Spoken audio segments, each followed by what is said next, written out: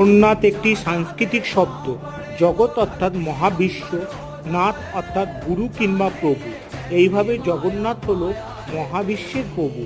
জগন্নাথ দেব রথের কথা মনে পড়লেই প্রথমেই মনে পড়ে পুরীর জগন্নাথ দেবের রথের কথা, যা বিশ্বের প্রাচীনতম জগন্নাথ মন্দির।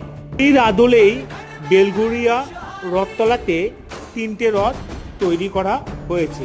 রথে ওঠার পূর্ব মুহূর্তে প্রভু জগন্নাথ দেব, বলভদ্র, দেবী সুভদ্রা গুন্ডিচা মন্দির ছেড়ে বেরিয়ে আসে আপন ভক্তদের মাঝে। এই সময় বাতাসে শুধু একটাই নাম, জয় জগন্নাথ। চারিদিকে শঙ্খধ্বনি, কাসর ঘণ্টা, আরতিতে মুখরিত আকাশ। এ যেন স্বর্গ নেমে এসছে এই মর্তভূমিতে। তাই সনাতন ধর্মের গুরুত্বপূর্ণ উৎসবই হলো এই রথযাত্রা।